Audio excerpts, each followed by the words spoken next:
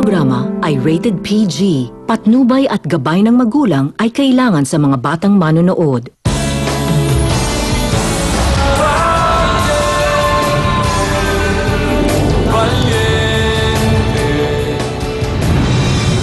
I saw you kissing Myla. So it got me thinking. Okay. Baka pwede, halikan mo na anak mo, ha? Leona, teka lang, saglit lang. Ano bang meron kay Myla na wala sa akin? Wala rin po siya sa kwarto niya, Doña Trining. Bakit wala? Alam mo, kagabi naglambing pen sa akin. May problema ka ba? Alam mo, hindi ka kasi nagte-text sa akin eh.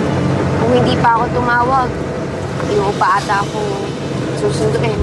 Damian, itong mga tao mo, hindi matututong rumespeto kung kinukonsinti mo. Mas mapapakinabangan mo ang mga trabahante kung hindi mo sila dadaanin sa dahas.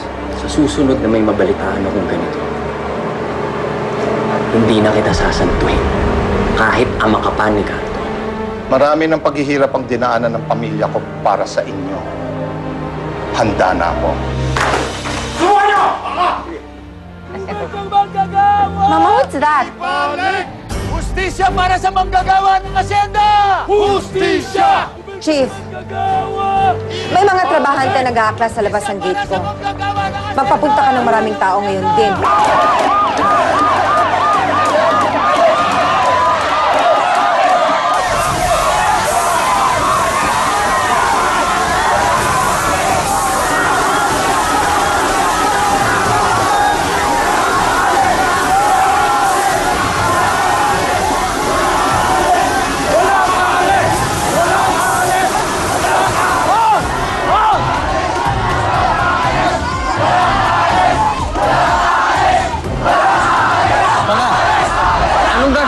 Malakas ang pwersa nila. Kahit sa pulis, hindi sila natatakot.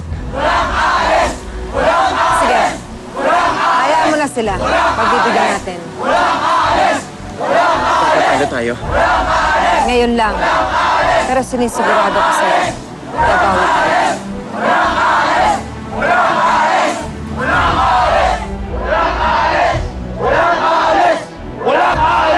Mga mahal namin mga manggagawa! Binabawi na namin ang bagong patakaran sa asyenda. At ibabalik na din namin ang pagdaloy ng tubig sa inyong mga tahanan. Ibinibigay ko ang aking salita bilang anak ng pinakamamahal niyo si Don Armando. Magsiuwi na kayo!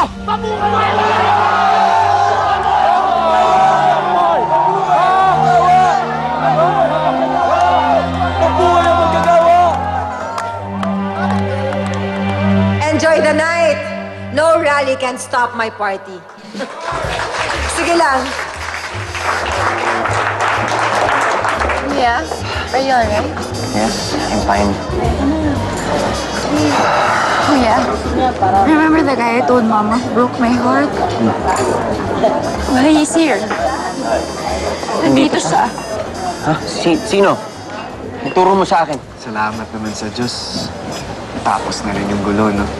Buti nakinig si Theo, tsaka pinagbigyan yung mga trabahante. Mabait at tsaka maunawain naman si Kuya Theo eh. Tsaka, akala lang natin na kumikilos siya. Kung anong kinikilos niya nang walang basehan, di ba? Pero hindi. Pinag-aaralan niya lahat ng to. Kuya, papayag ka ba na ganunin na lang ako, ha? Binigay ko sa kanya lahat. I know I may seem like a different kind of girl. But deep down, I love and respect myself. I value myself. Pero siyang nakauna sa akin, Kuya. At iniwan niya ako para sa ibang babae. Leona, ituro mo sa akin kung sino yung hayop na yan. Alam ko naman yan, Myla, eh. Kampante nga ako sa relasyon natin, eh. Kasi, di ba, hindi naman tutuloy si Theo. Tapos ang tingin ko pa, tinutulungan niya tayo sa relasyon nating dalawa. Di ba? Kawawa naman si Myla, oh. Akala niya kung sinong bait na lalaki yan. Kuya, inokula ako na lalaki yan. Pati si Myla. Nakuha niya. Malamang, Kuya. Kung nagawa niya sa akin yun, magagawa niya rin kay Myla yun. He just used me for fame, for power. He wants to be one of us. He wants to be a Braganza. And now, ginagamit niya si Myla. You know how fragile Myla is. I don't want to see her get hurt, Kuya. Pinagsabay niya kayo. Hayop talaga yung lalaking yan. Ituro mo kung sino siya. There he is, Kuya. Kasama si Myla.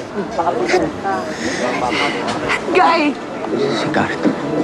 Sa pagbitiw nila ng pangakong aayusin nila ang mga tubo, sinisiguro ko sa inyong lahat na bukas, pagising natin, may tubig na ulit ang mga gripo natin.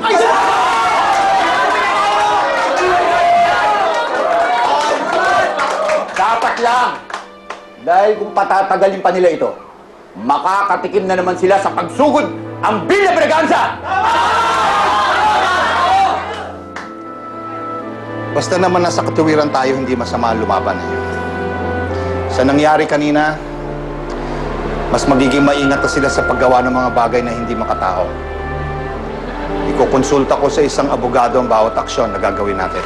Salamat, maraming salamat. Magandang gabi ulit sa inyong lahat, sa aking mga kababayan at sa aking mga tapat na kaibigan. Alam nyo ba, kanina lang nagkaroon ng kaguluhan, malaking gulo dito sa labas ng aking asyenda. Bago tayo nagkaroon ng kasiyahan ngayong gabi. At yun din ang nagbigay sa akin ng dahilan para magdesisyon.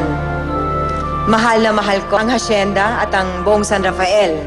Kaya sa tulong ng aking mga kaibigan at sa kanilang mga payo, nila Mayor, ni Governor, ni Konsehal, ni Chief, Victorino, General, at iba ko pang mga kaibigan, napagdesisyonan ko na tumakbo bilang mayor ngayong darating na eleksyon. Okay ba sa inyo yun? Susuportahan niyo ba ako? Sige lang, ituloy natin ang kasiyahan. Ano ba yan, Myla? Tatakbo palang mayor yung mami mo eh. E di lalaki na naman yung agot natin. Mami mo, doon yan na mayor. Ay, naku, ayan ka na naman. Paano na Kailan ba naging issue sa atin ang katayuan natin sa buhay? Alam mo, ikaw, mag-relax ka lang, Mr. Valiente, ha? Si Kuya, botong-boto sa'yo. Puso ko, kampi-kampi sa'yo. Oo! Hayop ka! Kuya! Ha? Kuya! Tuhog mo mga kapatid ko para makapasok sa pamilya namin, ha? Ano? Teka lang, Teka lang! Sinungaling ka, Gordo! Sinabi mo, mahal mo ako! Eh, hindi ko naman sinasabi niya eh! Gardo, sinira mo usapan natin. Dinoble mo pa atraso mo. Saan ba galing yan? Ano ba? Gordo, can you lie to me? Sabi mo sa akin, mahal mo ako. Ako lang! Pero igagago mo rin ako sa kapatid ko pa! Wala kang kwenta! Ninuko niya ako, Kuya! Ano nagawa sa akin to? Pinurit kitang kapatid! Kuya, tignan mo! Sabihin mo sa kanya! Sabihin mo sa kanya! Nangyari sa atin sa kwarto! Pepin! Pepin! Kwarto? Ilabas to! Oo, Myla! Salita ka, Gardo! Teka lang! Ngayon, Ano po kayo? Bakit ka sa akin? Ano? Teka lang! May lang magpapalip! Sige, dalhin niyo yan doon! Ikaw, Gardo! Walang problema yon. The kids are just having fun, teasing each other. Wala yun, wala yun. Sige lang, enjoy the night. Bitawan niyo ako! Dahan naman! Gardo! Ano yung sinasabi ni Leona sa kwarto mo? Ano yung totoong nangyari? Bitawan niyo muna ako. Myla. Magkasama ba kayo ni Leona sa kwarto mo? Oo. Magkasama kami. Nakapasok siya sa kwarto ko, Myla. Pero... Myla! Myla, sandali!